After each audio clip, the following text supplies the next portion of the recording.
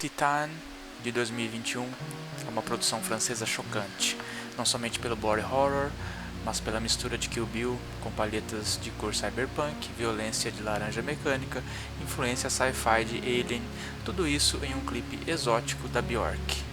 A fusão entre máquina e corpo aparenta ser o tema central, mas de fato é irrelevante perante o drama do filme. Quer saber por que Titane é tão chocante e ao mesmo tempo vencedor da Palma de Ouro de Cannes? Veja aqui em Cine Semiótica Cinema sob uma nova ótica. Ganhador da Palma de Ouro, Palme d'Or, no Festival de Cannes de 2021, Titane, cuja tradução é Titânio, é um filme muito diferente, que nasce da ousadia de misturar drama com fantasia e body horror sugestivo. A diretora do filme, Julia Ducournau, responsável também pela direção de Raw 2016, tem fascinação pelo body horror. Em Raw, assim como o significado em inglês cru, o horror era visual. Em Titane, essa mesma faceta é diferente, mais sugestiva, pois é exatamente quando o gore e o body horror são pouco mostrados que nos causam mais incômodo. Isso se explica também pela atuação corporal inspiradíssima de Agathe Roussel. Seu sofrimento, sensualidade e crueldade, em suma, necessitam de poucas palavras. A premissa inicial é simples e direta ao ponto, uma vez que já se passa no início do filme. Alexia, uma jovem que trabalha em eventos de show car na França, é também uma psicopata, com uma placa de titânio no lado direito do crânio em virtude de um acidente quando criança. Ao ser assediada por um Cadillac no final de um evento de carros, ela se interessa sexualmente pelo carro. Imaginem que após o ato, ela fica grávida do carro.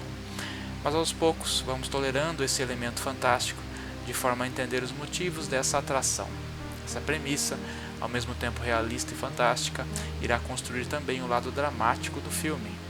Uma vez procurada pelas forças de segurança locais por assassinatos em série, Alexia consegue fugir da sua casa e construir a vida em outro local, mas com a identidade de um garoto. Isso vai se tornando interessante e complexo para a narrativa. O trabalho técnico da direção de fotografia nos revela um filme mais lento na primeira metade, com plano sequência e jogo de cores vivas contrastantes, com a intensidade de painéis de neon.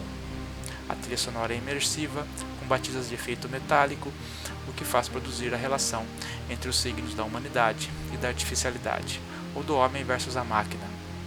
No entanto, esse não seria o foco do filme, que aparece na premissa mencionada: signos da placa de titânio, da relação sexual com o carro, do objeto de metal e seu cabelo usado para os assassinatos.